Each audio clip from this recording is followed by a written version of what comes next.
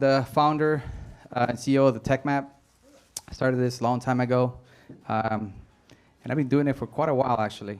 Long enough that I'm actually going to bring people like Robbie and join me to help me out, and some other people that want to come and help put this together.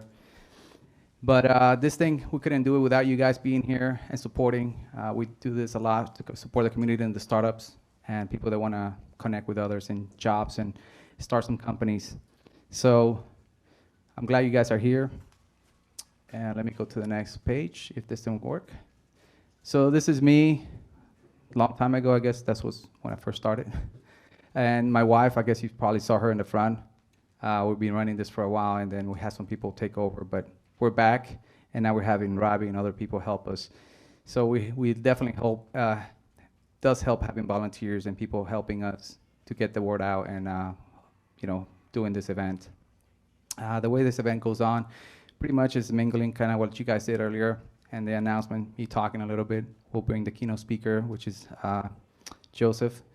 And then we have the actual pitches, and we'll do some more mixing, and we'll get out of here at 9 p.m. because Capital Factory got to clean up. There's a bar downstairs. You can go and pretty much have more drinks or food downstairs if you want, and keep networking. And this is our sponsors. Capital Factory provides the space. Pretty much is an awesome space with a view.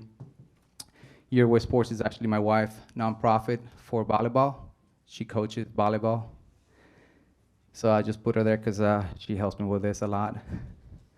TCRE, you want something to say? Yes. So if you guys have kids, actually, let me give her a pitch. If you have kids and want to get into volleyball, go ahead and talk to her about that because she got some spots open. TCRE is actually it's Texas Capital Real Estate. I invest in real estate. I don't work with buyers. I work with sellers, and usually sellers that have issues because I end up buying their properties. Divorce, short sales, I do those a lot. Foreclosures, I work with banks. I buy notes from banks as well. So that's how it makes me money, not this, by the way, guys. Developer Week is actually sponsored because they're actually providing us space there and some tickets for people to attend. If you guys don't know about it, you should probably come. You probably meet a bunch of developers that are going to be there. It's happening on November 5th to 7th at the Palmer Center, and you can get a ticket. I believe I sent an email out about it, but you can get a ticket to attend. And this is pretty much how the TechMap started.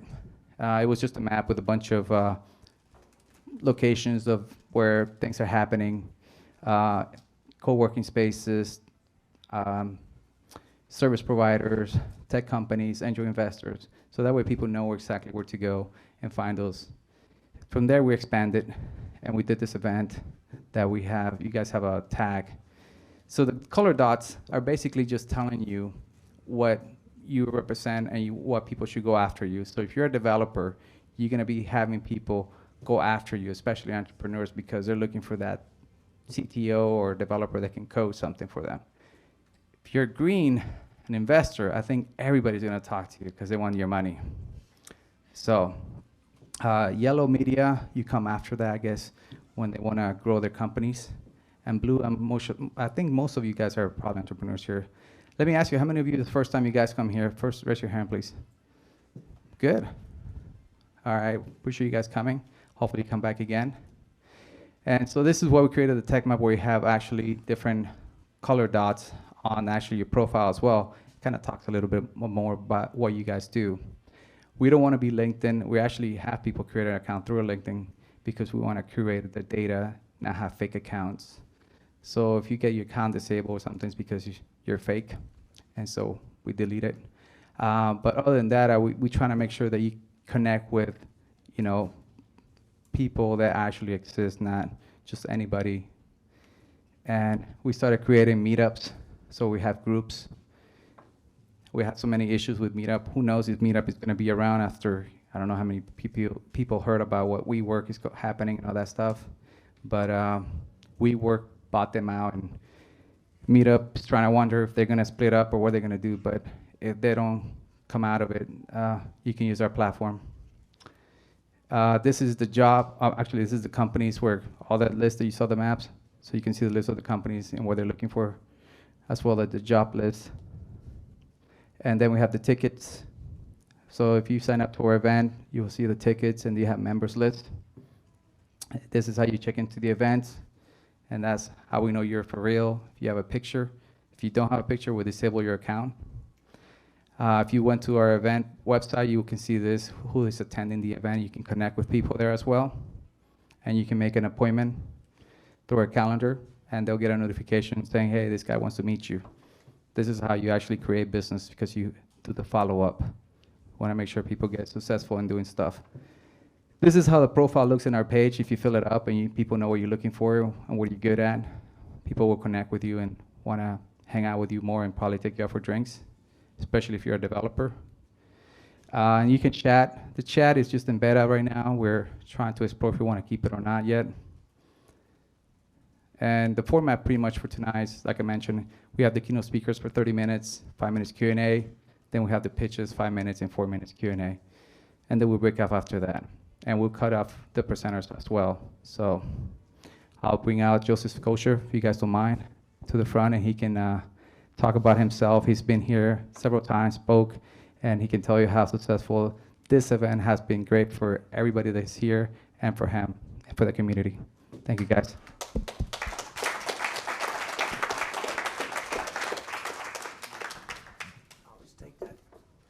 All right, good evening. So this is thrilled to be here. As Johan mentioned, this is an organization that's been around a while. And the reason why I have so much fun anytime he invites me to come back is, and I did the math today, by the way, this is the first organization that I ever pitched in front of 8 years ago. So I had an idea to organize all the world's transportation, and I pitched it right here with this group. And it's through here that I met one of my very first teammates, a developer, who believed in the idea. And then from there, the rest was history, and we'll talk about what the history was. But what I want to do for a couple of minutes is just make sure that we're all on the same sheet of music. And I'm going to ask you guys to keep me on track time-wise. Tell me when there's 10 minutes, 5 minutes. Don't be shy. Because I want to listen to your questions and answer your questions as much as I am talking, if not more listening than talking. So I'll just start by telling one story. So there I was. It was literally about a month ago. Got invited by a guy at USAA who I had known years ago in the Army, but we hadn't kept up in a very long time. And he said, would you meet me? I want to talk about different opportunities and different things. And so we were talking. And he goes, Joseph, I don't think you remember the first time we ever really met, but I want to retell that story. I said, absolutely, go ahead and remind me. Let's walk down memory lane. Well, it turns out that he was, at that time, it's about 2003, 2004, just deployed to Afghanistan. So he was 7,000 miles away. Simultaneously to that, he had already planned on trying to return in his Army career, after his deployment, and go back and teach at West Point. Now, the problem was, at the time at West Point, everything was analog, everything was paper-based. So if you wanted to apply to teach at West Point, like most any university, you had to send in your literal paperwork. Well, these folks that were deployed overseas that wanted later on in life to return back to West Point when they got back, couldn't do that. There was no place in Afghanistan or Iraq to go down and just scan paper in, or even worse, carry a file folder with you. So here I was as a personnel officer, in addition to my teaching duties at West Point, and I'm scratching my head. So I go to the folks that are working the whole transition process to accept them in, and they said, nope, it's got to be in paperwork. We got to have the paperwork. I'm like, I know, but do you know this is the first real war we've been in at least 10 years, because first war in 1991 lasts about 111 hours. I said, this is going on now for months and years. We need a new system. And the people, as nice as possible, pointed to the regulation and said, nope, it's got to be in paper, turned in triplicate, whatever they said. So and you can probably relate to this, so I said, we have to have a better system. So what I did was realize that at that very time in the Army, we were starting to put some things on digits, like their evaluations and their history and everything. So if we could just get to their password and their username, if they could access it, or their spouse or a loved one that they trusted, then they could somehow send, although back then you couldn't send a file more than like 2 kilobytes, somehow get it to us. So if we could create a way to upload all this stuff. So here I am. I mean, I'm technical in nature, but not a programmer or developer, seeing this problem, realizing that if we could just figure out how to get their stuff uploaded into basically a web interface of some kind, we could take these digits, print them out on paper, hand them to the people working the red tape, and we solve this problem. So he retells this story with me, and I remember, I'm like, oh yeah, I totally remember that. That was the web, it was West Point. So it was the web-enabled selection and tracking. You like that little creative license? West. The West system. And sure enough, I was like, yeah, I remember that. He's like, no, what you don't understand is, because you built that, I was able to apply. I was able to get in to West Point as a faculty member, and my life's never been the same since. I had a chance not only to serve my country overseas, but I got to come back and work with students to be able to help them achieve their opportunities. And that would not have been possible without the technology that you helped develop. So I sat up in my chair all happy and proud at Starbucks, and I was really appreciative that he told me that story. But the best part about the story is, and he goes, well, do you know the rest of the story? I'm like, no. And he goes, the entire academy, not just one department, but all departments, academic departments at West Point now have adopted this system. And over the last 15 years, of course, they've improved it. But what I hope it speaks to is that you in your journey, no matter whether you're an investor, whether you are an entrepreneur yourself, whether you are a developer, or whether you're covering this industry, it doesn't matter. All of us, I think, and hope, are in this to solve problems. Because if you're in this to make money, oh, it's going to be a long, hard road. You are in it for the wrong reason. You are looking in the wrong direction. But if you're in it to solve problems, and you identify pain points, problems for people in their lives, then you're in a really cool place. Because if you can align what you're trying to solve with people's problems, and they want to pay you for it, then you're in business. So the moral of that quick opening story is that I didn't make a dime off that system that I helped build. Not one. That wasn't my goal.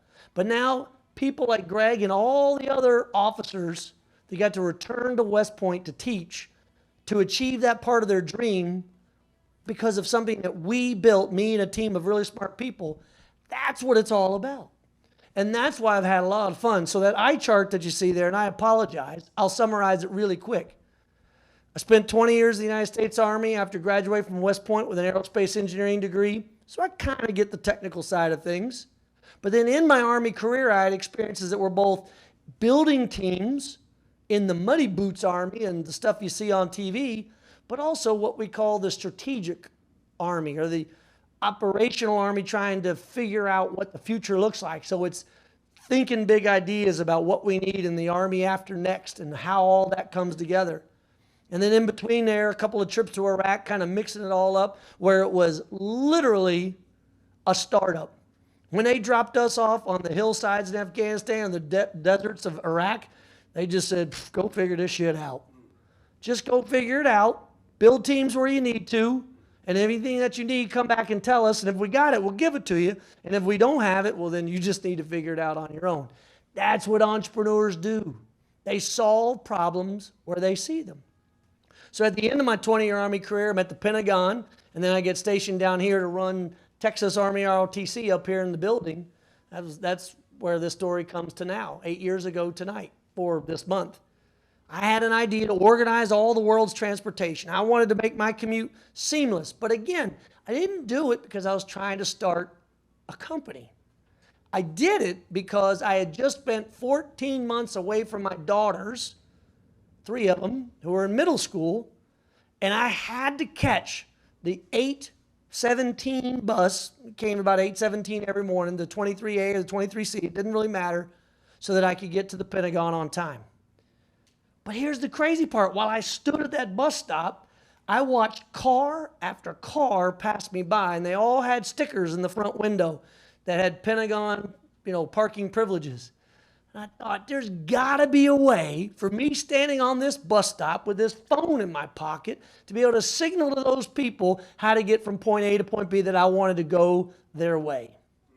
And when I pitched this idea, not only here, but other places here in town and all throughout the ecosystem of entrepreneurs and startups across the U.S., I remember distinctly, I remember the event, but the time frame was somewhere around early 2013. It was a big investor group. I had angels everywhere in the room. And I thought I had it. Like I could tell in their eyes. I had the head nods. I had the appreciative, chin grips. And I thought I had nailed it.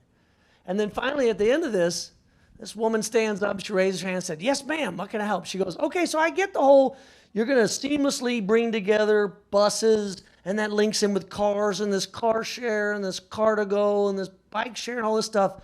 But do you mean to tell me that people are going to dial up another car, another person, and they're going to come and pick them up in their privately owned automobile, a total stranger's car?" And I'm like, "Yes, ma'am. That's kind of where this industry is going with all this technology." She said, "Never going to happen. Never going to happen." She sat down very nicely, and then all those head nods I got were like, "She's exactly correct. That will never happen. This young man's, pitching us on the dumbest idea that will ever occur." Well, now the irony of it is 2 years later, all the car companies are freaking out, rightly so, because their business model is being disrupted by the sharing economy. Uber and Lyft and every other new application that was out there. Airbnb, all these new ideas of displacing the manufacturing side and instead replacing it with the sharing marketplace. And who was sitting there but us? At the right time, with the right team, with the right technology, and we were acquired by Mercedes. But the neat part of the story is it doesn't end there. The people that we attracted into our company were, by and large, almost to the person, problem solvers. So we were discovering whole new ways of solving problems that no one was thinking about in the transportation world. And still to this day, I am so proud that the legacy of the alumni of that company 5-6 years ago are still doing amazing things in the world of transportation. And that kind of leads to the last point, because then I want to jump right into your questions for the remainder of the time, which is when you are either thinking of joining a team, because you come to these events, these meetups, you want to join a team or you want people to join your team, you're looking for something. And I would argue there's 3 qualities that you should be looking for, not only in the leadership of that organization, but then also taking inventory in your own self of whether or not that would apply to that team. And this experience, these 3 points, come from what I learned serving 20 years in the Army. And I figured out that entrepreneurs, in this case military veterans who become entrepreneurs, but entrepreneurs in general, do 3 things really well. Number 1 is they form teams quickly, and they find ways to make them work. For those of you that are at the very beginnings of your companies, you don't have a lot of capital. You don't have a lot of name recognition. You are relying on a pickup team of folks to join your idea that maybe aren't your first choice, but they've got to be who you're working with, because beggars can't be choosers. And that's an awesome team to have. A scrappy bunch of people who believe in a vision to work together. So building teams is the first thing that you need to be able to know how to do and be a part of yourself. The second is focus on the mission. Focus on what's really important. And what I mean by that is you can do anything with your ideas. You can build 100 different things. You can take your business model and go in 1,000 directions. But what you have to focus on, though, is what really matters. And I'm guilty, number 1 of that from the beginning. I wanted Ride Scout to conquer everything possible. But it was only by listening to my team as they came back and saying, "Joseph, I know that you wanted to take over the entire transportation world, but can we focus on this part of our mission, this purpose, or this part of our offering?" And with time, we figured out how to iterate and get better. But you have to be able to focus, and entrepreneurs and teams should be able to do that. And then thirdly, third part is there's going to be life that gets in the way. There's going to be stress that gets in the way. There's going to be personality conflicts that get in the way. You have to learn to not sweat the small stuff. I can't tell you how many great ideas, great teams I saw dissolve because of a toxic work environment where someone or somebody on that team couldn't just let the small stuff roll off their back. Either the boss, who he or she just insisted that the PowerPoint is centered correctly, or somebody on the team who he or she had to be just in the perfect work environment with all their OCDs oh so very perfectly satisfied that it became untenable as a member of the team. So you have to be able to not sweat the small stuff. And the great thing about military vets and why I'm so high on them and invest more often in military vets than non is because I know they've separated from their families for training in peacetime and war, and they have really seen some pretty crazy shit. And that has enabled them to just kind of not sweat the small stuff. If you think this traffic jam is bad, let me give you an idea of what Route Irish looks like between Baghdad and the airport. Okay? So that is why I think that we as a group, a collective community, this ecosystem that they have worked so hard at TechMap to map out, is able to punch above its weight. We form teams really well. We focus on what's important for the mission of the business model. And then the really good teams learn to work together and not sweat the small stuff. And that's what carried me through 4 or 5 different sectors. In the military, in the academic world, I taught for 5 years at the university level. I also spent, which is now I guess 8+ years, in the business world. And then some of you may or may not recall the last 2 years, I went into another sector, also greatly in need of disruption, which is our political industrial complex. And I ran for Congress right here in Texas. In fact, this very building is inside the district that I ran in, Texas 21. And against all odds, against the marketplace or the duopoly. It's not a monopoly, it's a duopoly. The Democratic Party and the Republican Party, they control the apparatus about who enters, what the prices are. Oh, it's so in need of disruption that my latest venture is trying to go at that and try to figure out how we can disrupt that world. So I'm happy to take questions on that. Happy to take questions on what I still continue to do in the business world, the private sector of disrupting various economies, whether it be transportation or energy or other areas. Or happy to talk about other projects I do now, like I'm up at the University of Texas as an executive in residence at the business school, trying to figure out how we get at the intersection of business and policy and all kinds of fun stuff. So I took way too long, I apologize, in the intro, but I just want to give you a sense of who I am, why I'm so excited about this organizations and those like it here at the Capital Factory and this ecosystem that extends beyond the Capital Factory to Central Texas in general. And then more importantly, answer your questions if there's anything I can help with, because I don't claim to have the answers, but I sure have screwed enough up over the years I can tell you how not to go at some of the things you'll do. So with that, let's open up the floor. Anybody? Somebody's got to be first. I'll go. Yes, sir. I'm the next speaker, unfortunately, after your incredibly well-done speech. Appreciate it. Were you that good when you pitched that first project? Hell no, I wasn't. In fact, he's got the tape. Go back and watch my very first pitch ever. Terrible. Terrible. However, practice makes perfect. You may or may not know that Ronald Reagan, before he was known as the great communicator, after he left Hollywood, before he went into politics in the mid-1960s, went to work for General Electric. He was their company spokesperson.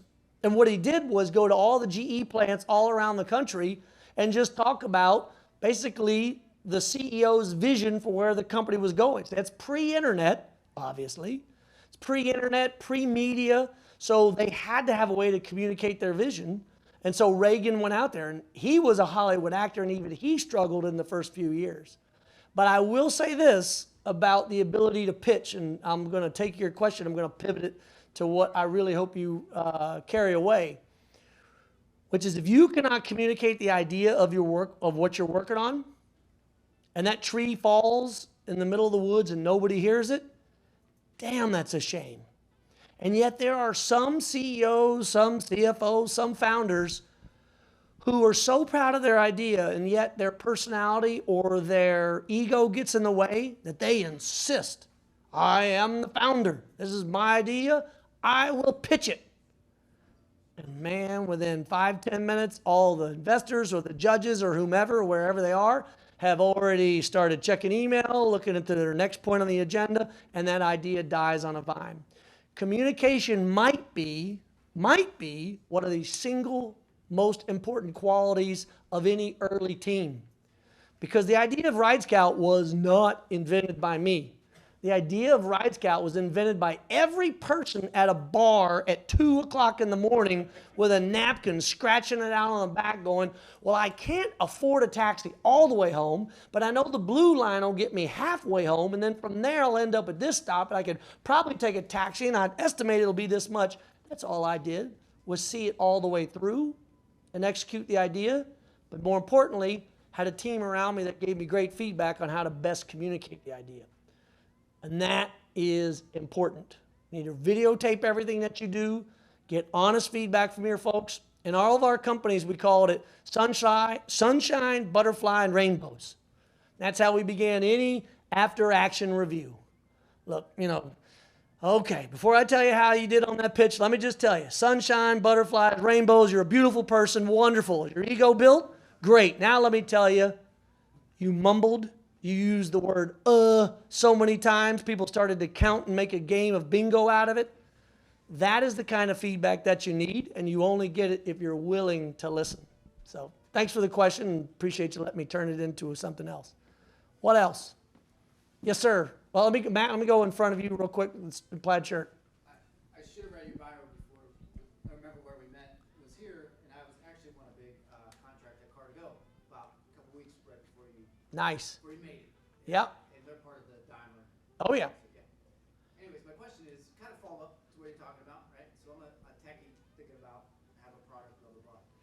In 5 minutes, how am I supposed to explain the technology problem and the solution? Yeah. You don't. You don't. The sooner that you get into the technical details of what you're building, the sooner your pitch is over. Tell a story. Make that investor, make that potential new CTO, make that person you're trying to deal with encourage, inspire, enlist, whatever you're trying to do to that person. Write a check. Put them in the seat. Make them visualize what that is all about. And once you have them hooked on a story, boom, then you got them. Now they're paying attention. Oh yeah, I was in that problem. Oh, that happens to me all the time. Oh, damn, that sucks. I agree. Boom. Now you have them. But if you get out there, and I'm making fun of myself here, if you get out there and say, the purpose of Ride Scout is to take multimodal data sources, static and dynamic, public and non-private, public and private, bring it together in such a way to deal up within milliseconds solutions of done. There's no way the rest of the pitch is even going to make a difference. I'm wasting oxygen. But if you get up there and you talk about the fact that in transportation in the United States, cars stuck in traffic alone, just sitting in traffic, not in traffic, stuck in traffic,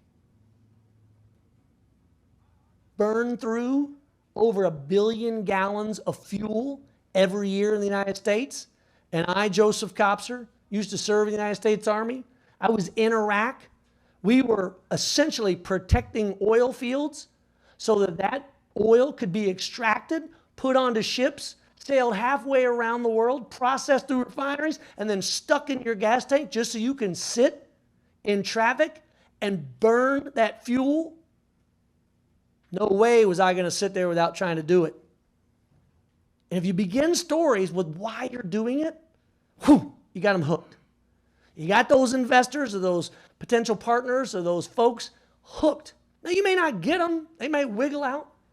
But at least you have their attention in a minute or less. And if you can honestly tell the story of how it has inspired your passion, why you're doing it, that's what investors want. Look, I can go through 1,000 business deals. I can see hundreds of slides. You can give me hockey stick after hockey stick. But if you convince me that you and the founding team care so much that you will stand under a tent with rain pooling on top of it in Fredericksburg, Texas, trying to explain to people at an arts and crafts fair how their lives will get better because they're using smarter technologies for mobility, and you can picture that rain dropping on my head as I tried to explain it, that investor knows that you will go the full distance with the money that they invest in you. That's how you get them in 5 minutes or less. But if you start going into your technology, okay, what other questions? Yeah, Matt. You talk about toxic people and winning the team. A lot of people talk about that. But I like Chris Rock a long time ago said when you first meet somebody, you're meeting a representative. Do you have a way to identify toxic people before they're put under stress and those kind of things start popping out? Do you have any methodology for seeing that maybe a team's not going to work before they get together?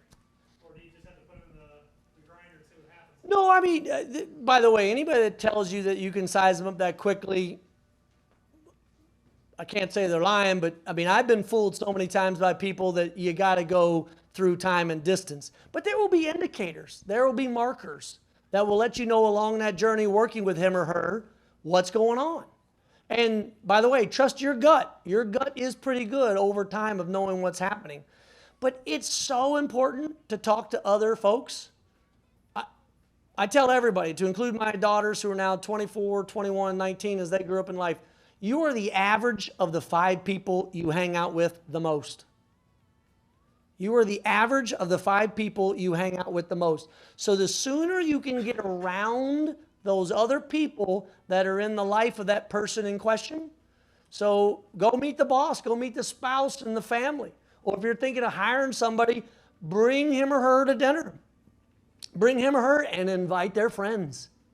See them in context outside of a job interview. See them in context outside of work, and you get a fuller sense of who that person is. And by the way, not everybody needs to be Mr. Microphone.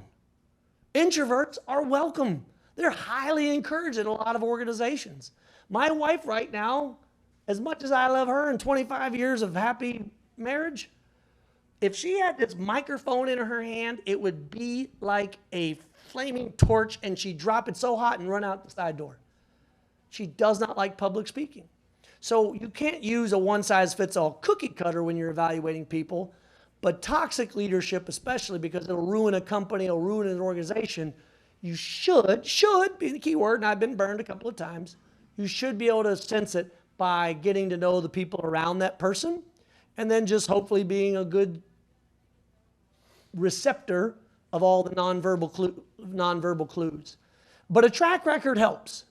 And I guess an indicator, if there is an indicator, the sooner you can get a sense for how many former employees, former colleagues, former folks in that person's life are still in communication with them, that is a good measure of toxic leadership. I mean, I've got a couple of bosses I've worked with over the years. I haven't spoken to them since the day I walked out of the office on my last day on the job. And I don't know how you really measure that, but somebody in here, let's create a company together to figure out how do we get at that, because that's pretty fabulous. Okay. Sir. What advice would you offer for bootstrappers? Yeah. There's a lot of advice for those that are looking for investors. But Yeah. Well, my heart goes out to bootstrappers because in some ways, it's harder than taking on investment dollars, because when you take on investment dollars, sure, you get a longer runway, and that sometimes makes companies lazy, so it's the easy way to get there. Now, I was not a bootstrapper. I had this goal and this vision that was so large it had to take on investor dollars. But what I would say in its simplest form when you're bootstrapping is make sure you have a company, not a hobby. I want to make sure everybody knows the difference between a company and a hobby. They look very similar. You can have all the passion, all the drive to help the community, but it will still end up being a hobby if no one is willing to pay for it. The difference is when you're able to find those people who are willing to part with their hard-earned dollar to invest in time and resources or service that you're providing. So in the bootstrapping world, it really, in my mind, is oversimplified, but it really is about putting your foot in the door, getting those first few paid customers and then keeping them. There is nothing easier than a return customer compared to new customer acquisition.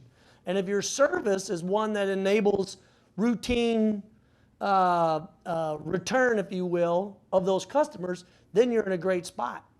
If you're in a business or industry where it is either a one-time or it is a long period of time in between services provided or products rendered, that's a little harder to do, and it'll be harder for you to figure out if it's a hobby versus a passion. But the other thing is, you know, it's obvious, but I'll say it anyways, lower your burn rate as low as you can get as a person, as a company, as a family, and then you might be able to get to a point where they can sustain it, and then some people will be unable to distinguish. Well, it's a hobby, but people pay him for it. It's just enough money for him to take his wife or partner or whoever, significant other, off to where they love to go often enough of the year that they return to then build what they're doing, and vice versa. It's often referred to as a lifestyle company as opposed to a company built for growth or scale. And both are valuable in society. There's no one easy answer.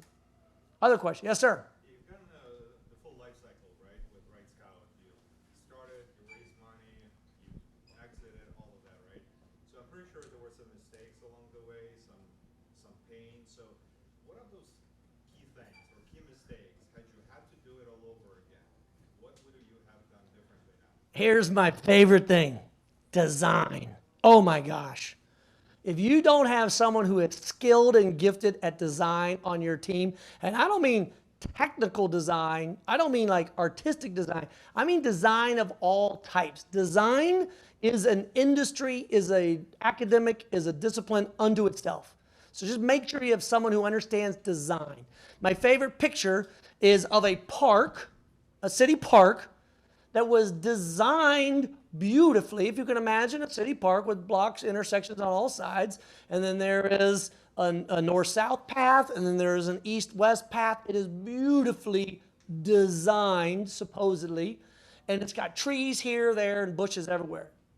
But design, if not done correctly, leads to a problem because its usage occurs in a different way. And you may have seen this picture, Google it whenever you want, but instead of the north-south paths, there are these beaten down footpaths that go diagonally from one intersection, beaten down path to the other.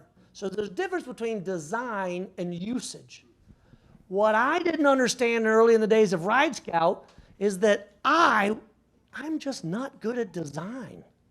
And I was bad at it, so bad at it, that it wasn't until finally we had earned enough money or earned enough investment that we were able to bring in someone that understood design. And what she did was, I'll never forget. I remember exactly where I was standing. I was at the incubator 1776 of Washington, D.C., and we had brought in a group of people. We brought in video cameras. And man, I wish someone had been filming me when this was happening. But we were filming users using this app that essentially I had designed and dictated to the early developer team. And oh man, I can remember to this day, because we had a camera over their shoulder, and I was watching all the videotapes and in real time watching it. And people, when the various screens were popping up, were just naturally trying to push on buttons or places on the app that weren't real. They weren't designed. And here I am in my frustration going, you goofball, you idiot. That clearly is not what, I didn't say this to the people. It's what I'm thinking in their mind. Of course that button is not for that purpose. That button takes you to this thing and da-da-da. And that was one of the very first biggest mistakes I ever made, was not bringing in design early. Because guess what, entrepreneurs? Guess what, founders? You don't have all the answers. You may love your product or service. You may cradle it every day and swaddle it and and rub your hand on its head and say, you are so beautiful. But somebody's got to come in and tell you that your baby is ugly. Somebody's got to come in, because if not, the consumer will, and the way they will speak is by not buying, not returning, or not doing. So bring in designer. That's the biggest mistake I made very, very, very, very early on. And then the second was just believing. Just believing. When people see this product, Oh, are they going to download? Oh, they are going to use. They are going to return. It's going to be wonderful because that's the way I use the app. That's the way I use the service. That's what I did. Why would they not do the same?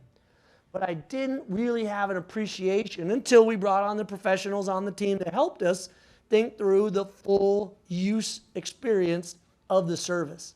And that's really the biggest thing. You have to find all the complementary skills and talents in the ecosystem you play in that complement your weaknesses. And for those of you that think you have no weaknesses, please tell me, raise your hand so I know to avoid you. You've got to be able to identify your weaknesses as quickly as possible so that you can bring in talent to shore up those gaps to allow you to focus on what you're really good at or your passion. As I say, do what you do best and then hire people for the rest. Do what you do best and then hire people for the rest, and then you have a chance of being successful because nobody is good enough to do it all by themselves. And if you think you are, again, raise your hand, put a sticker on that's like, I don't know, a certain color, so I know to avoid you. Okay, what other questions? How much more time do we have? Okay. Sir. Fill in the gap in between.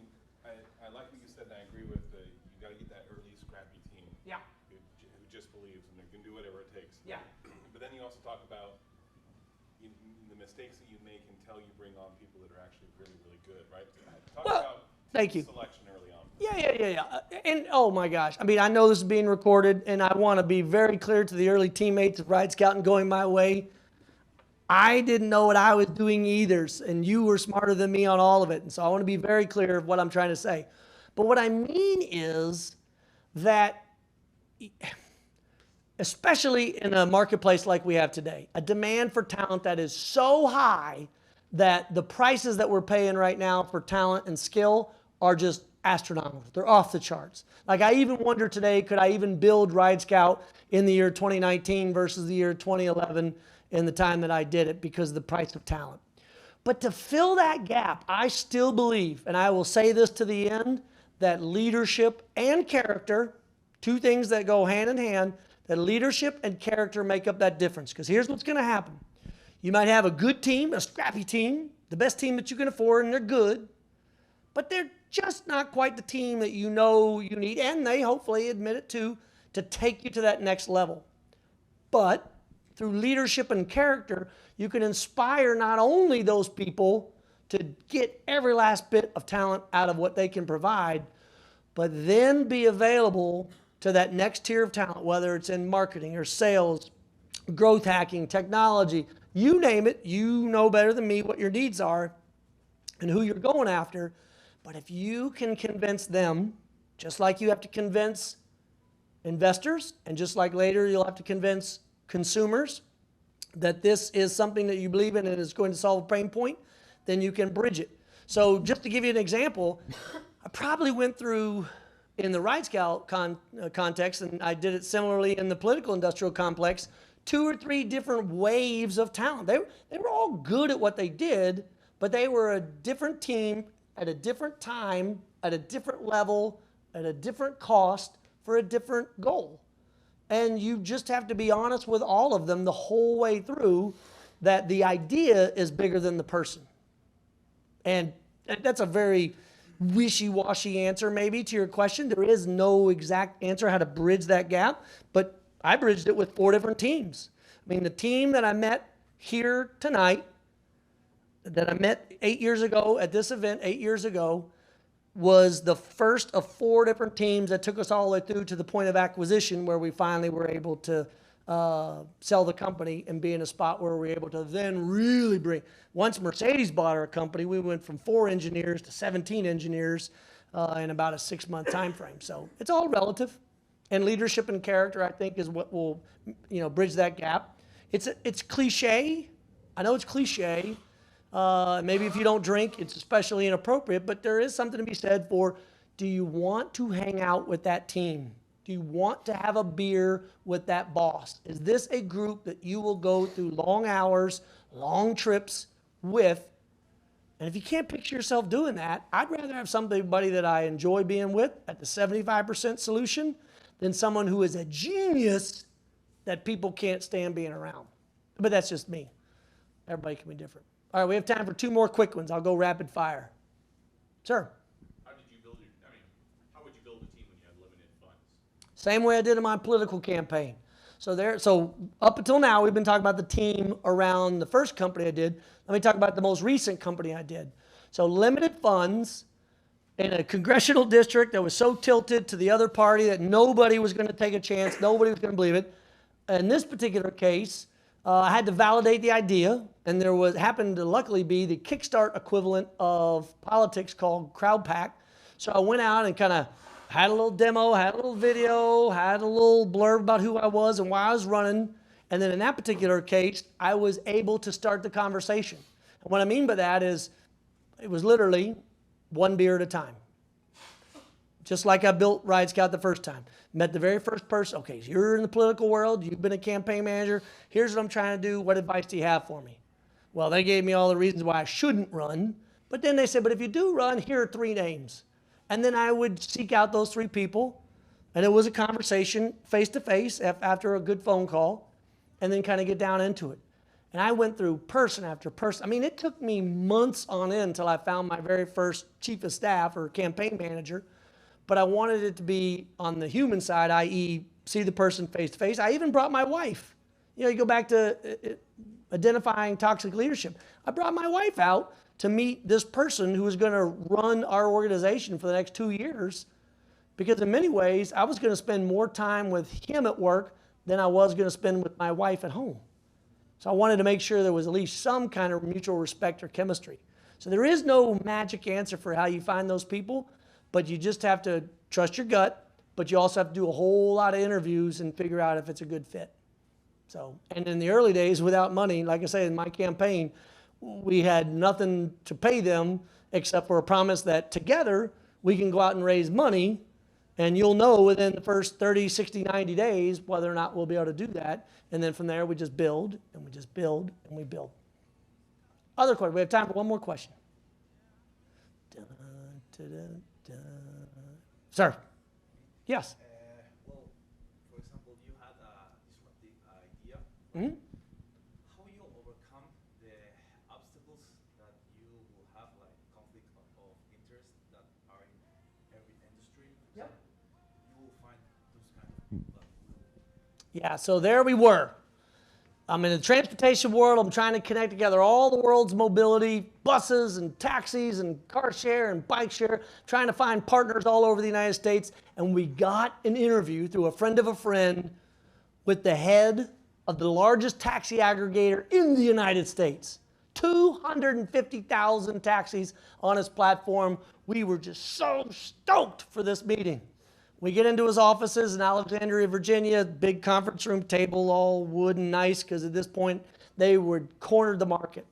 And we sat down and we had our little presentation. We opened up our laptop and we turned and we're starting to go through it. And within like 3 slides, he waves his hand and he's like, hold up, hold up, hold up. And I said, yes, sir. And he goes, did you just imply that you're creating an app that will kind of connect a route that's part bus, and then at the end of the bus ride, there's a taxi, or you land at an airport, and you take a taxi to a certain point, and then you take a bus the rest of the ride home, and da-da-da. I said, oh, yes, sir. Mobility as a service. That's what it's called. And he goes, young man, there are 3 kinds of people. People that ride the bus, people that drive their own car, and the people that take a taxi. And never the 3 shall meet. And at that point, close the laptop, close everything up, and just like a scene from like Pretty Woman, when they just kind of walked out there at the end, we just grabbed all of our stuff and we left. Because you will waste so much time as an entrepreneur, as a founder, as an early member of a disruptive idea. You will expend energy that is just hurtful if you try to convince people that are not to be convinced. Now, doesn't mean that you don't maybe circle back later on or revisit him or her a year later or 6 months later. But it's like anything in life. Those of you that are married, in my particular case, you can either be right or you can be happy. I choose to be happy.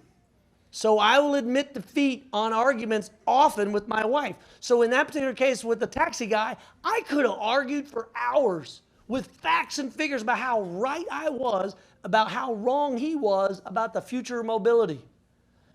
But dude, I just wanted to be happy. We had a team, we had flown into DC, we had things to do, and there were other people we could go talk to. I just went and talked to them, and it worked out okay. We got acquired by Mercedes. He sold his company later on at pennies on the dollar. I don't even know whatever happened to that group because, newsflash, the taxi industry has had a hard time adapting to the distributed, disruptive nature of this peer-to-peer ride-sharing economy. And so the thing I would say about those groups that just don't believe you, just don't waste your time. Same thing on the political trail. There I was, the Sunday before the election on a Tuesday. So you vote in November, first Tuesday of the month, and there I was knocking on doors Sunday afternoon. And I, on purpose, went after doors that I thought might not be voting for me because I really wanted to try to make a difference where I could. And I knock on this door, a little screen door. It was November, it was a gorgeous day in the fall. Tuck, tuck, tuck, tuck. The guy kind of comes, whatever, you kind of see him come out of the darkness of his living room, and all of a sudden he's like, "Hey, you're him. You're the guy that was on the television just a few minutes ago during my football game." I'm like, "Yes, sir, Joseph Copster, I'm running for Congress." He's like, "Man, I got to tell you, I didn't even think you guys did this." I'm like, "Yeah, we knock doors sometimes, at least I do." He's like, "Oh, man, we need folks like you in Congress, military vet, combat twice, Bronze Star, Ranger. Holy shit, that's what we need in Congress." I'm like, "Oh, sir, please." He's like, "No, in business, and you build a company, you work with veterans." I'm like, "Well, yes, sir, that's us. That's that commercial. I appreciate the money I paid for it because it obviously made a difference." And he looks at me, and I said, "So, I've got a lot of houses to go to. This seemed to go pretty well. Could I just go to the next house and try to get more votes?" I said, "Can I count on your vote?" And he goes, "Hell no." I'm like, "Sir, what part did I miss?" And he goes, "You're a Democrat. There's no way I'm voting for a Democrat."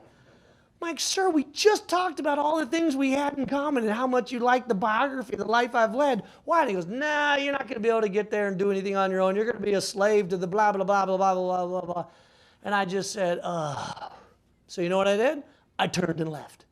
Because there are just some people in any sector that you're in that just cannot be convinced.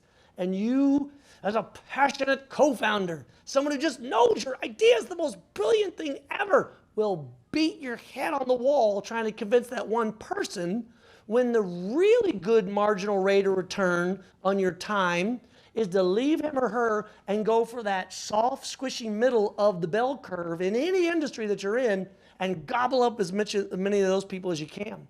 And oh, by the way, the return customers, or different parts of marketing call it lookalikes, I think is what the term is. Going for people who look like certain customers you already know are there. That's where you spend your time. That's where you spend. Don't really waste your time. Because the really cool thing is, those non-believers have two choices later on in life when your idea works out. They either just continue to ignore you, or B, like one person here in the Austin ecosystem, I can't say his name because I don't want to tell the story wrong, but I know exactly who it is. Talk about a gentleman of great class. Took me out for lunch after I sold my company and said, "My friend, I was at a pitch once, and I got to tell you, after you left, I was part of a little cabal that said there's no way that will ever work, and I pretty much was the reason why you didn't get that investment from that group that day. But I'm here to buy you lunch because you were right and I was wrong." And that was the greatest lunch I've ever had outside of family. So that's who you need to be thinking about, those people that might change, but don't waste your time on those that won't.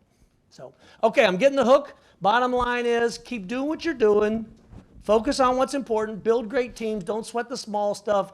Keep using the ecosystem. Do what you can. And hopefully your ideas will become more than just hobbies, which, by the way, it's okay if it's a hobby. If you want to turn it into a company, there's an ecosystem of people that can help you do it. So give these guys a hand for hosting events like this, and I look forward to seeing you in the future.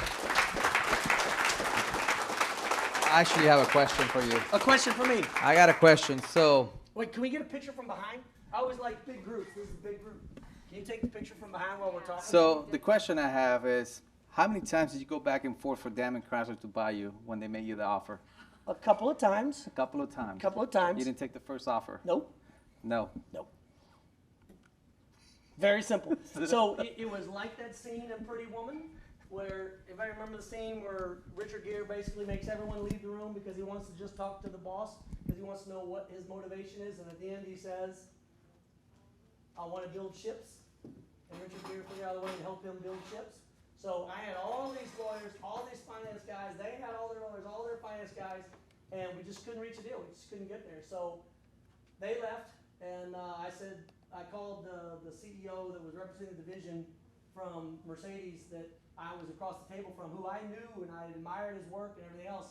And I basically called him up and said, you know, you're really mad at me right now for flying over the ocean to come here and we turned you down, but I'd love to link up with you at my favorite bar, which is the Driscoll Hotel. And I promise, no talk of business.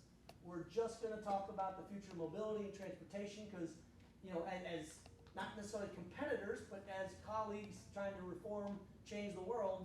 And he said, sure. And so we went out for a beer, and he was pissed. But we talked about life, universe, and everything, and talking about identifying toxic leadership and staying away from it. We talked about the Beatles in Hamburg. We talked about everything. And then 2 hours later, I said, well, I know you think I'm crazy, but I appreciate you coming all this way, and I'll talk to you later. And that's when he put his hand on my shoulder and says, now, sit down, sit down. So we sat down and right there over a napkin, which I still have to this day, organized the deal, organized the org chart, and how we might merge and bring the two entities together. So I appreciate you asking me that question. It's one of my favorite stories in the world. And one day I will put a brass plaque behind the couch at the Driscoll where it all went down. Oh, hell, I'll just buy the couch. Anyway, That's good. thanks Thank so All right, so let's start with the pitches now. First one is going to be Sweet Spot. Rick? Yes. Here's a clicker. Just click through. Which one is it? Let's see. Just go forward. Right here. Forward. Yeah. And you have the screen. Wow, that was incredible. That was incredible. Thank you. I'm actually inspired to go without notes from that speech. And I got to start off by saying that I am chock full of allergy medicine, and I hope it sounds better out there than it does in here. This is my co-founder, Seth Matthews. Our other co-founder, Pamela Matthews, has back to school night tonight and can't be here. And I just pushed the wrong button. Press it again. Okay, there we go. And I am the unlikely founder of a high-tech company because I'm a whole lot closer to Doc than I am to Zuck. By trade, I'm an inventor and designer, mostly of new products. But I'm also an owner of a vacation rental that has been on VRBO for the past 20 years, almost since the inception. VRBO stands for Vacation Rentals by Owner. Together, we are Sweet Spot, a revolutionary startup in the vacation rental industry. And the industry is ripe for a revolution. VRBO created the vacation rental market back in the 90s. I have the notes thing, I should be on my notes. But basically it was a really unique situation. It was unique people renting unique places. And it was keys under the mat, leave the check in the coffee pot, beautiful. And the main reason for that is because you had direct communication between the owner and the renter. And then along comes Airbnb and totally disrupts the market, totally. And they do it with their free-to-list, charge the renter a membership, charge the renter a commission model, but if you're going to charge a commission to the renter, you have to block communication. And they were so successful that HomeAway, right from here in Austin, HomeAway, which has spent $450 million buying up VRBO and its 26 copycats, was beaten at their own game and was forced to sell to Expedia for $4 billion. And immediately they started charging the renter a commission to rent the house. And to do that, they had to follow the same model, which blocks communication between the owner and the renter. And to a vacation rental owner, that is an abomination. So when they started charging a fee, it really pissed off, really made a lot of people angry and desperate for an alternative. How big is that mob? It's really hard to tell because we've never been able to find a survey called Mad VRBO Owners. But it caused three things to happen. The extreme nichification of the vacation rental industry. If you can name it, from dogs to kids to gays, there is a niche for it.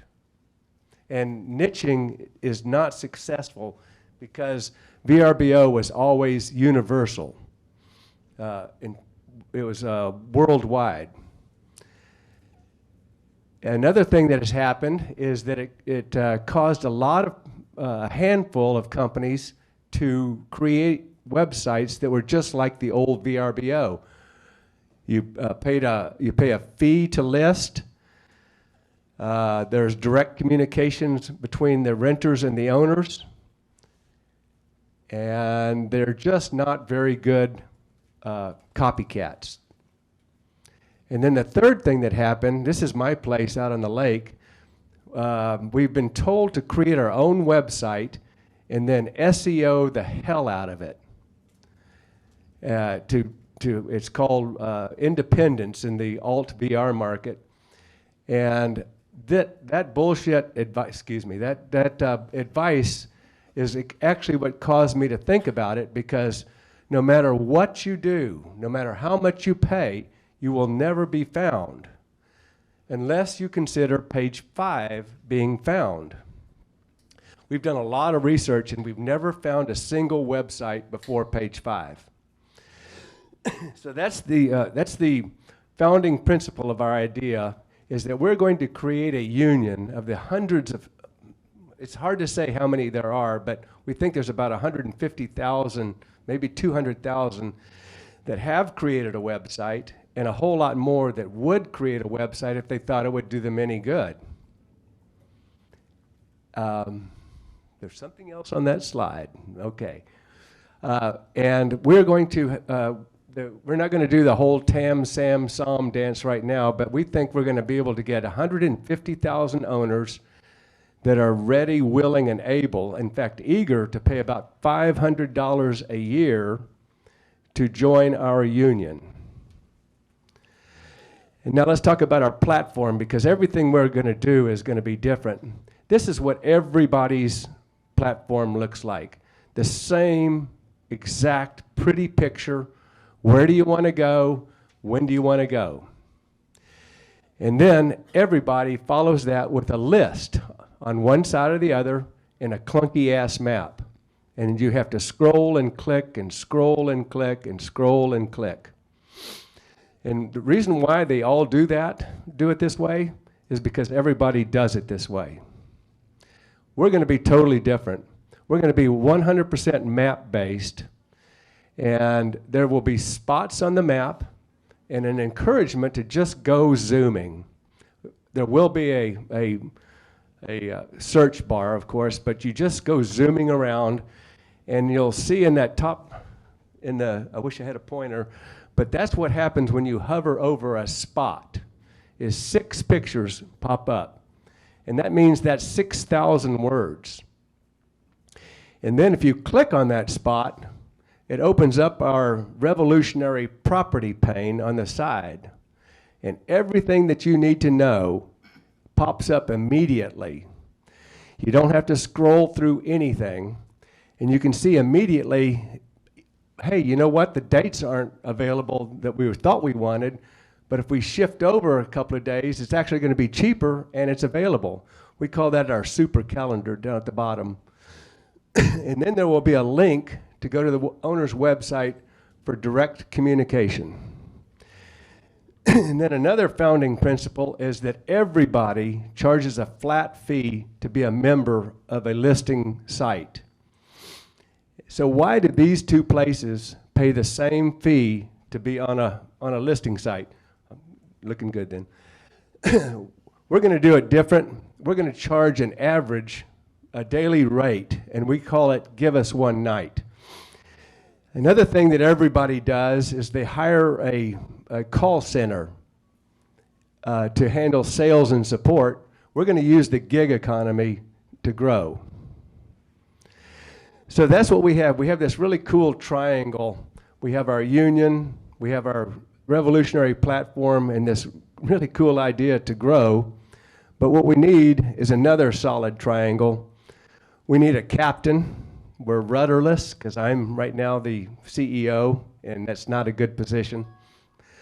We need a lot of money because we cannot afford to grow slow, and we need a technical help. And if we can put these two together, we'll have a real star in the industry. And we are a sweet spot, a revolutionary startup in the vacation industry, and the industry is ripe for revolution. I hope you have some questions.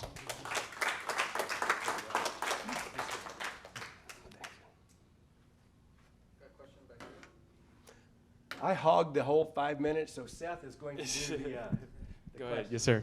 Can you talk about why it's important for the owner to talk with customers? What's the value? Why is that such a driving? It's important for us because we're going to be focusing on a true vacation rental. Most of the sites today, Airbnb is most known. It's a great platform. It's a great thing. Most of those are what are called short-term rentals. A lot of those are an apartment, a shared space, a suburban home. His property that was on there is pretty unique, very unique. It's a floating house on the lake. You need to know, there's a lot of times you need to know, can I bring my toddler? Can my 80-year-old grandmother come? How do we do the rope swing? How do we do this? How do we do that? Can I bring my boat? Where do I put it? In that situation, there's a lot of communication that needs to come from the owner to make sure that renter knows how to maximize their stay at their place. And so that's again, going back, we're going to have curated, vetted properties that are a place to go for an experience versus a place that's a hotel alternative. A very common thing is you hear people that are complaining. I can yell. You'll hear them say, nobody's staying in my place unless I get to talk to them. Because this is their pride and joy. They've collected stuff from flea markets. They didn't go to Target and buy a pretty picture. People have been living there, maybe 2 generations have been coming to this same vacation rental. If you don't mind, it just seems like that's a really key point of your whole value prop, right? So I think that somehow bringing the audience into why that's so important. Thank you. Is pretty key. That's really cool. Yeah. Thank you. Appreciate This it. is our very first outing. Yeah, first time. Yes, sir. As a vacation, I can't even really call it a vacation rental. It's much more than that. Like, obviously, I saw your property on here. It's super unique. I'm sure. It looks super cool. I can't wait to go home and look at it. If I have friends come in town, it's going to offer, to your point, an experience. And so it sounds like you know what we would call the supply side of that really well. But have you done any sort of interviewing or market research on the demand side for the people that are really looking for that? I think, not as much. I mean, I think it's, Good question. I'm 35, I'm a millennial, and most of my crew's Airbnb, But I will say I'm a little bit different. I can remember 10 years ago, 2009, me, my wife, my brother-in-law, and his girl, we wanted to go on a trip, a snowboarding trip, and we wanted to stay in a cool place, a vacation rental.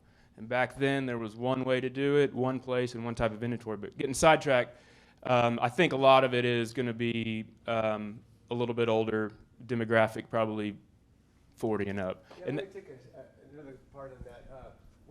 I am the vacation finder in my family, and by the time I'm done finding the vacation spot, I need to take my clicking finger to the ER room, and because I just constantly looking for that perfect place. And the best vacation, and we don't believe in filters. I didn't have enough time to tell you that, but we are absolutely don't believe in filters. because we were going to go to Saint Martin. And we're going to go to St. Martin, not because it was a great island, but because Spirit Airline flew there. So you could get a cheaper flight. The island kind of sucked because it was really well developed, but we could get there. And by accident one time, using their clunky ass map on VRBO, I went out instead of going in, and this little island, 45-minute boat ride popped up called Anguilla. And it was so cool. It was undeveloped, and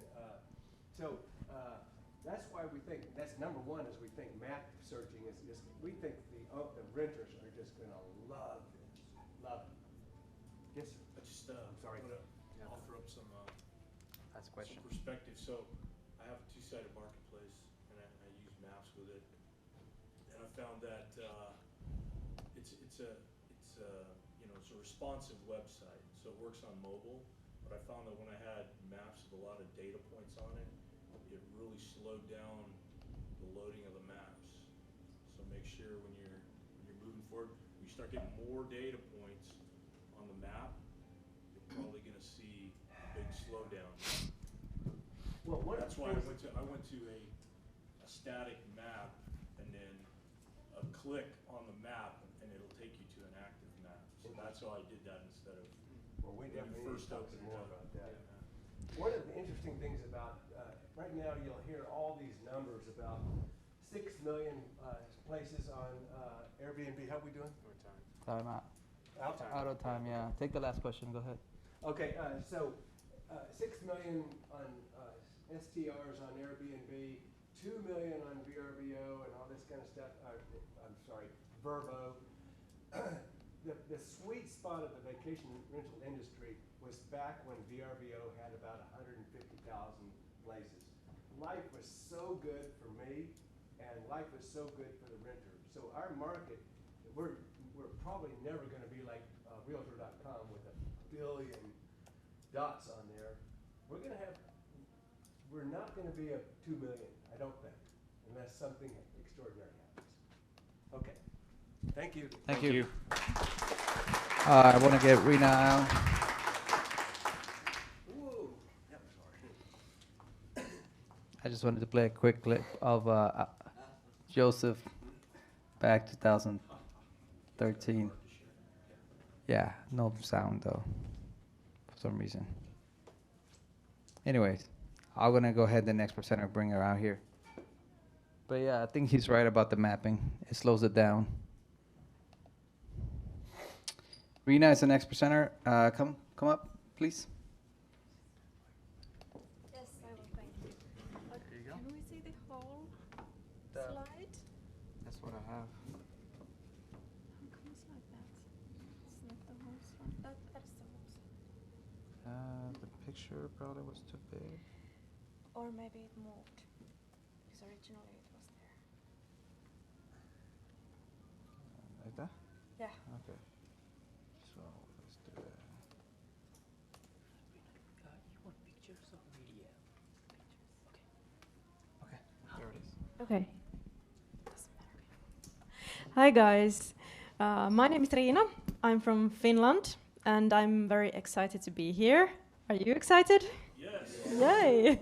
Good. I have a question for you. Who here loves moms?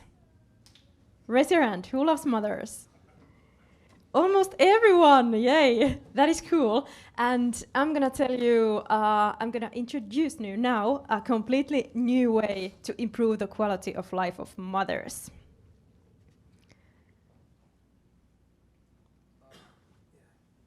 Or maybe. First that. This part right here. Just a second. Okay, I think that's probably what it is.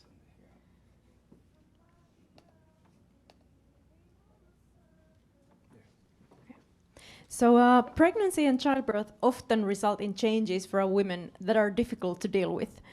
Anxiety about body shape, back problems, mommy tummy, incontinence, even organ prolapses. Nordic Fit Mama brings an expert to every mother's home with fast and easy way to regain after pregnancy. With our 6-week online course, moms are able to get back to normal life healthier and happier. And basically the only thing you need is a laptop or a mobile phone, and you'll get the whole program on your phone. There are 3 points in life where people spend money like crazy. When they get married, when there is a funeral, and when new baby is born. So the market is huge. It's more than $20 billion yearly here in US, and the beauty of it is that it renews every year. We have been first to market, and we already partner with the best. The Mehiläinen over there is the biggest private medical chain in Finland. We are the only service at the moment with midwife and gynecologist support, and of course the only one with genuine Nordic touch.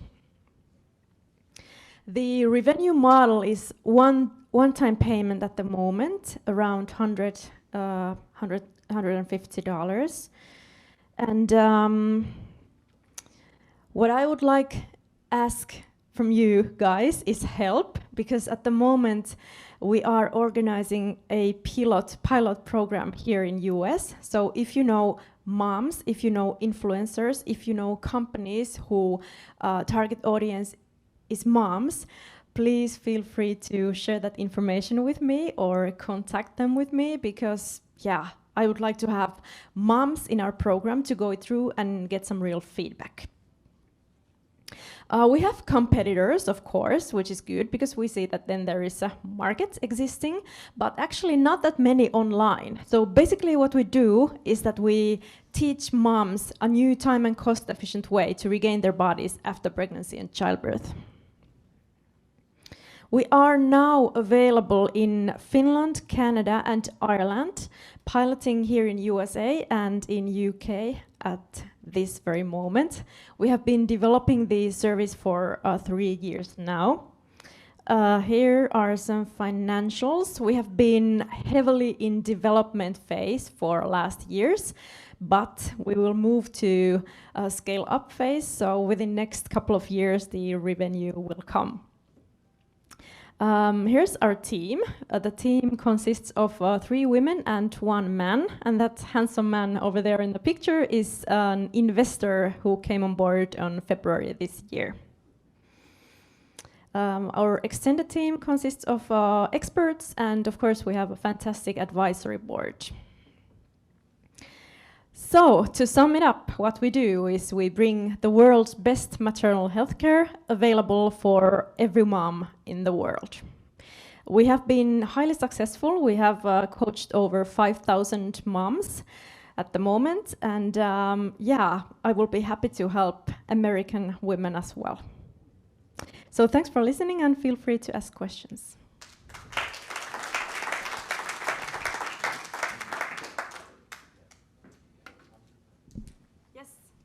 Yes. What's your return rate year after year of people renewing their subscription? That's a good question. We have some who have came back, like second time or third time, but basically we have new customers coming every time. Is it pretty much then more like you need this for a period of time? Yes, yes, exactly, yeah. And you over there. How did you achieve proliferation in a new country like Ireland? How did you get your initial traction?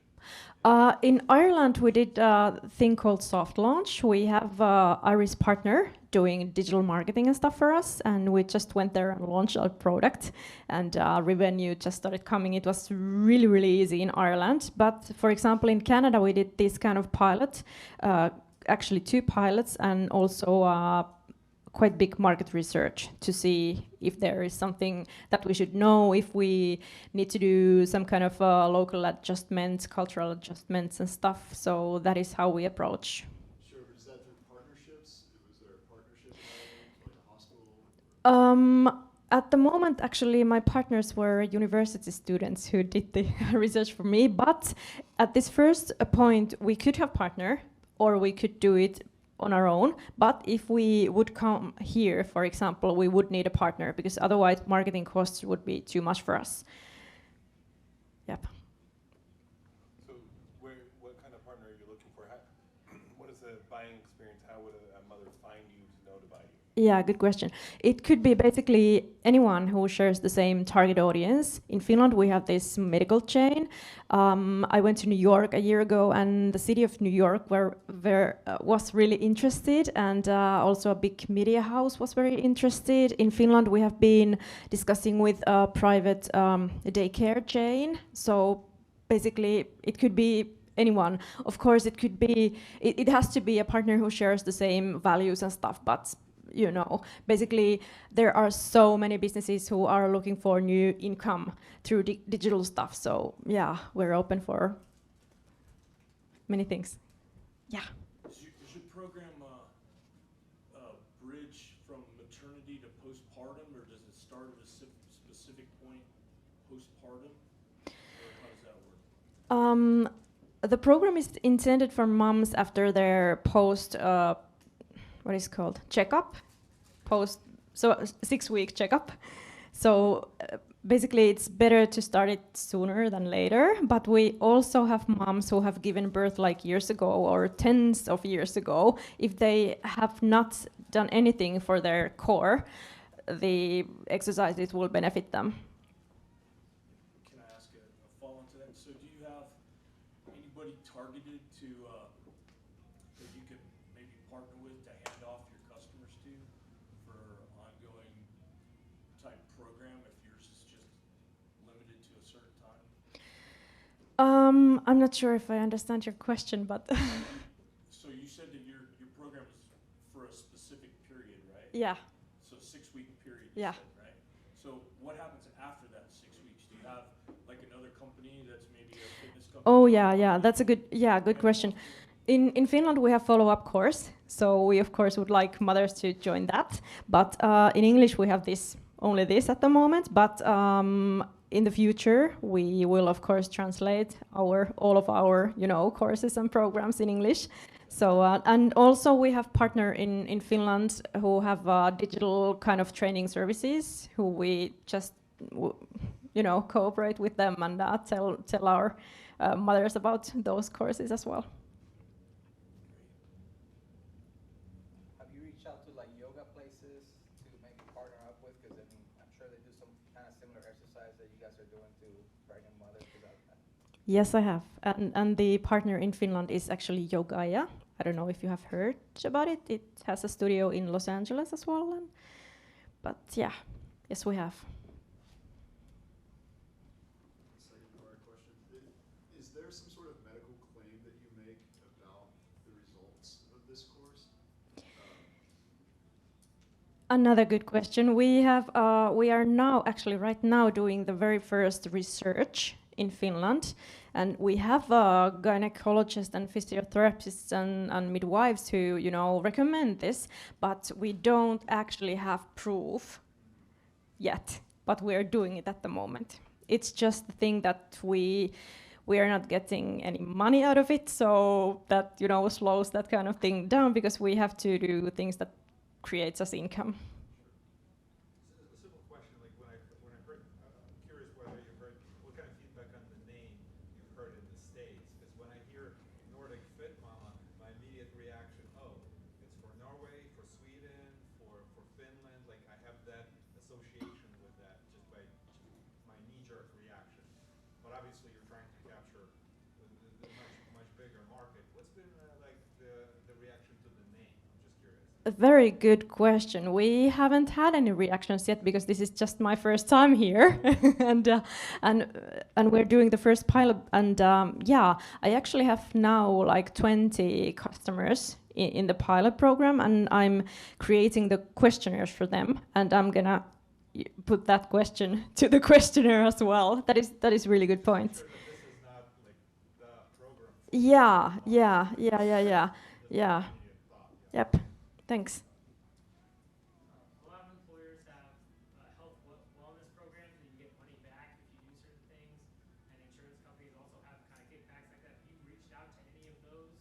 Not yet, but that is a good thing that I have been thinking about as well. So definitely I will do that. Yeah, bigger companies, for example, like, well, I was first in LA, so Apple and Google and Facebook, and they could all be our customers or partners. And yeah, because what we do as moms, if we regain our bodies safe way, it will be it will save the costs of society as well. Because if we don't do it, we will end up with back pains and maybe inability to work and stuff like that, and that will cost a lot.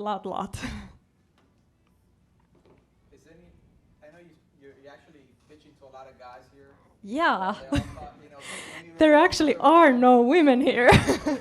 But it doesn't matter. You know women. I'm just wondering, is any of the fitness stuff that you're doing, I know you're doing it for women, pregnant one, is any of the fitness you're doing maybe could help a guy maybe, or something like that, that maybe some of the program could go that route as well?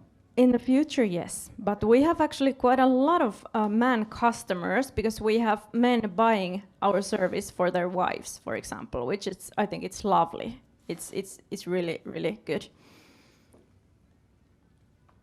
Yeah.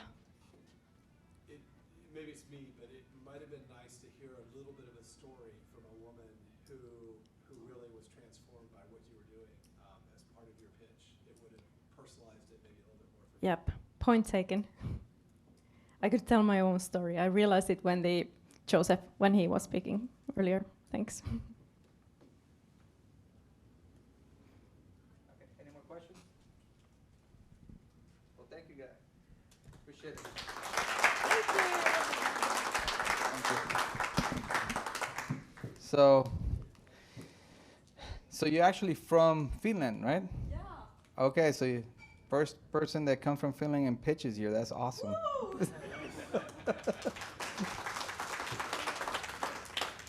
All right, the next speaker, I believe he's going to be bringing up some hardware stuff up here.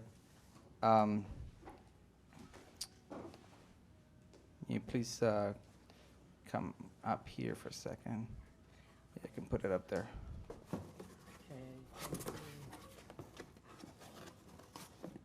And his name is Kanush. Am I pronouncing that right? Kianush. Kanush. Here you go. Thank Microphone. you. Hello, everyone. I'm supposed to have something for presentation, but it's my first time. So he said my name. My name was easy, Kianush Shafai. But to make it easier, my name is Kia. I mean, use Kia for short, KIA. Let me start with a little history.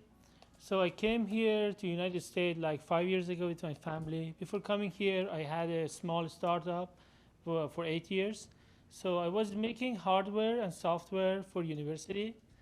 Then moved here like from 3 years ago. I decided to choose one of the successful hardware over there and try to redesign it, hardware and software side, both, and documentation, and make it prepare it for the US market. So I don't have any presentation because I have the hardware today. First, to start with the shape. This is what I made. This is the hardware that used inside universities for the lab, inside the lab. So first to start, step back. So there is a lab in our university which is called Signal Processing Lab. As part of that lab, student goes to the lab after they learn the signal processing basics, digital signal processing course. They go to the lab and practice stuff there. So there are companies out there like TI, National, like Texas Instrument, National Instrument, all of these make processor. These processors are doing signal processing. This hardware is based on TI, Texas Instrument hardware like processors, and this helps students to gain experience with this hardware that TI has. So this comes with a bunch of documentation like this. I am busy translating documents and preparing it. Hopefully soon will be finished. Busy waiting, creating websites and what else? Creating like packaging, printing, all of this stuff. But what this one is actually doing is, first, the customer of this is the professors and doctors in the university that wants the student learn faster. There are so many hardware right now available inside the university, but this one help them, like help the student learn more in a shorter time compared to the other hardware that available right now. And this is the main benefit of this hardware. I don't want to go to the technical detail too much here, but try to be short. And what else? This is my first time, so please, if any question. What degree? This is for like a PhD and MS degree. In EE? EE and computer science, both. Are you partnering with any curriculum or distribution? So this is the curriculum. There are multiple curriculum here. One of them is for the student. One book goes to the student. The other one goes to the TA, teacher assistants. The other one is after the teacher after they done with within the first 30 hours of the lab, they can choose their path. They can go to more hardware or software or something mixed between them, more mathematical part. So there are 3 more books after that. One of them is not mine, but the other 2 is mine. So I have 4 books for these stuff, and one of them is another book that they can choose and continue their path. Yes, please. I was curious, you're talking about this is in every university, but how far have you gone, you're new, but how far have you gone to define the total market size for something? So that's a good question. So before I came here, I sold almost hundreds of this, okay?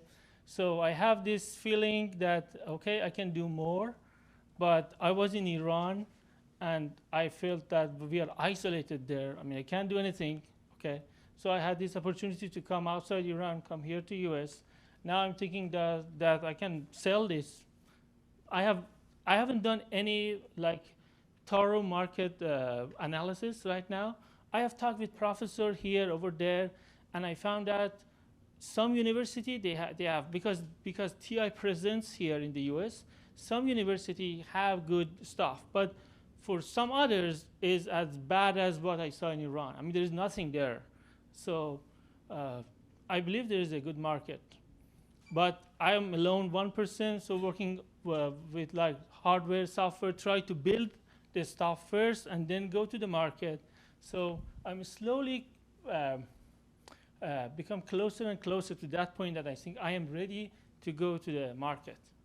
But I haven't done pitch anyone to buy this. Okay, I haven't talked to anyone. I just get some feedback, a few feedback from people I know, but I haven't talked to the actual buyer, potential buyer. Just to piggyback on that question, so I want to make sure I understand. So you sold 100 of these remotely from Iran? Not remotely. While I was there. So this is not the only one that I was doing. So there are more hardware like this. Okay, these are more advanced. But what I learned back there, that I need to compete with TI. TI has the same product, maybe $500, and people wants to come here and buy these $5,000. Okay, so I have to compete with TI. And when anyone comes to the website, they need to see more, more hardware, more software. So as slowly I build up all these different hardware and software, then get more, they trust me more. Okay, so I just start building a website, put as much as product there, 4 or 5 different products, but my focus is selling this one right now. And the decision is made, and how's the buying decision at universities is made? Is it like a consortium? Is it up to a professor to buy something? So it starts from professors, and the signal processing lab, always they have money. They are one of the richest lab in the university because they get lots of budget from different places. So they have money, and sometimes they have to use it by the end of the year. They have this, but the one who make decision is always the professor there. What other markets do you have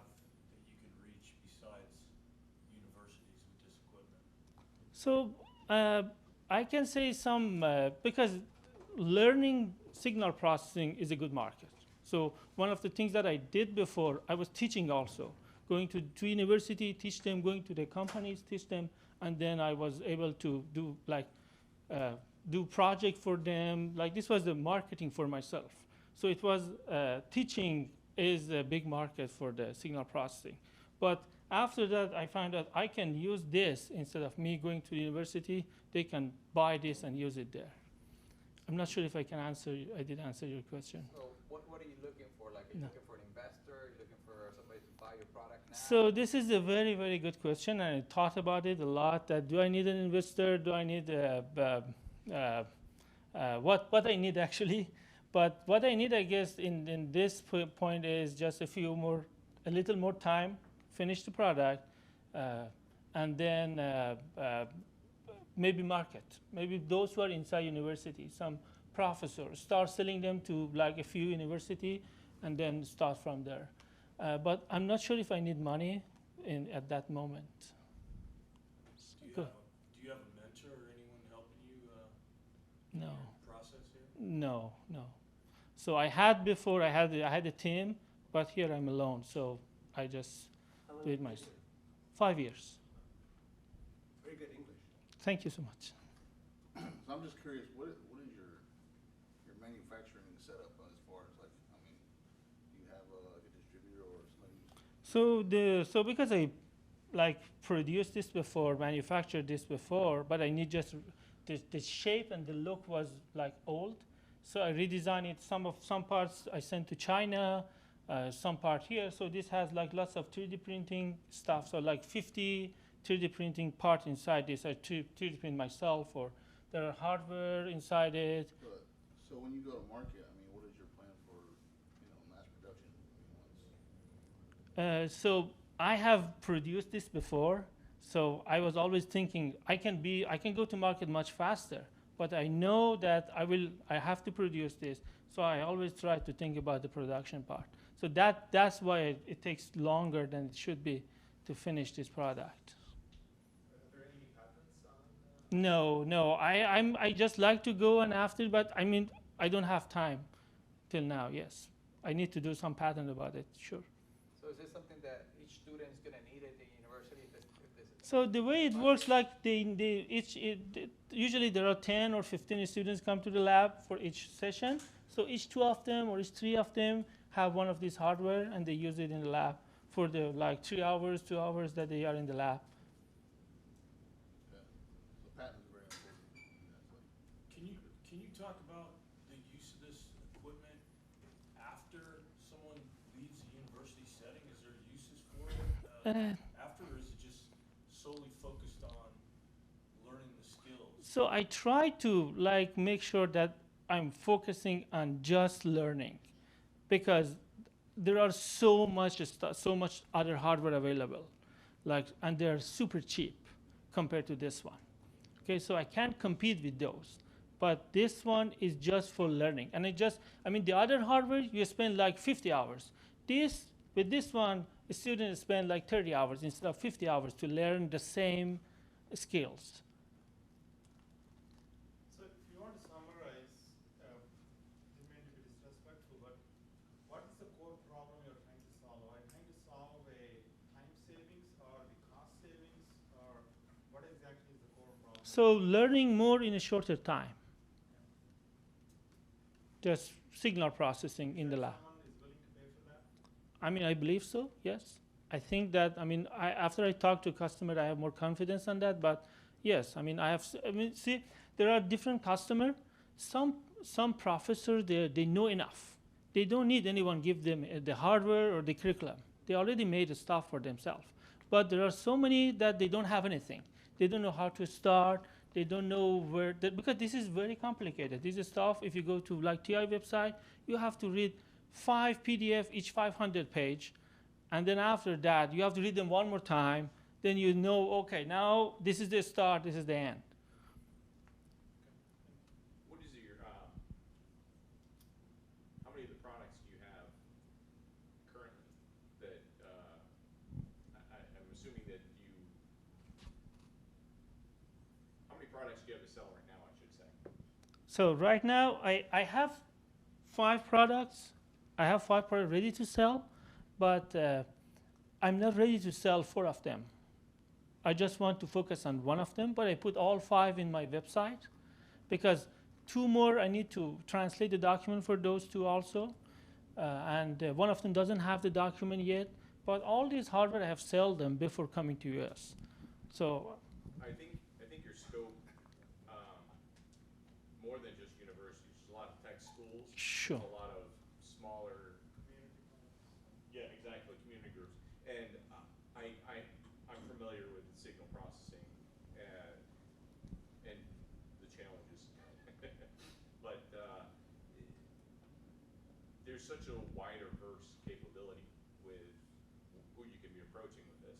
And the next question with that is, you're only focusing on TI's processors? yes. And is it able to expand to newer TI processors? So that's a good question. So this is the newest one down there here. This is the newest one, and this is one of the oldest one. But this is better for training.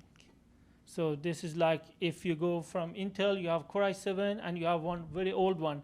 But somewhere in middle is a good start. It's not good to start from the latest processor. So this is what this one do. Right, and then with the processors that you're utilizing to train the signal processing, do you know how many are close to end of life? I mean, I don't know if signal processors are moving as fast as other products that exist. I'm just not focused on Yes, I mean this processor is almost going to ends of its life. This one, okay, but still this is an old one. It's good for training. So I know all of them. So when I want to choose, I decided to pick the one that has more material. This is a basic one. I don't want them to do more signal processing. I just want them to learn, Right. okay, not to do the work with that. Last question. Bueller, anybody? All right. That Okay. looks like a big, Thank you so heavy much. stuff. Thank you. Okay, guys, so at this time, we're gonna just want to make a little bit of announcement. Our next speaker is Mystery. So Mystery, we don't know yet. So if you want to sign up for the next event on November 11, let me know. We're gonna have in December the holiday showcase. That's gonna be having some startups pitch and stuff. So just sign up to our event. You'll be getting emails about it. I'll turn some music on and we'll network a little bit, and then we gotta get out of here at 9. So we've got a few minutes, guys. Thanks again for coming. Appreciate it.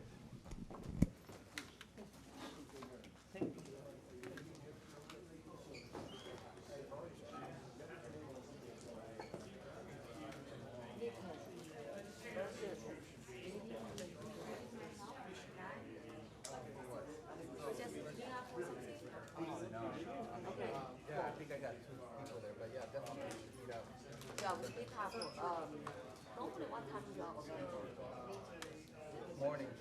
Morning. Like afternoon. Okay, after that. So where's your office? Either here or no. Here, like at the factory or North. Okay, I'm south. I come here to meet you. you're south. I'm south. Okay, yeah, we can be here. Yeah, okay. So most of what time is it? Like after 9? I mean, I don't come here unless we're on. So yeah. Yeah. 9. Okay, what's your contact? Let me give you my phone. I think I have a business card. Let me give you that. It has my Yeah. info. I connect you. My name is Chao. I definitely, I think doing something we can team up.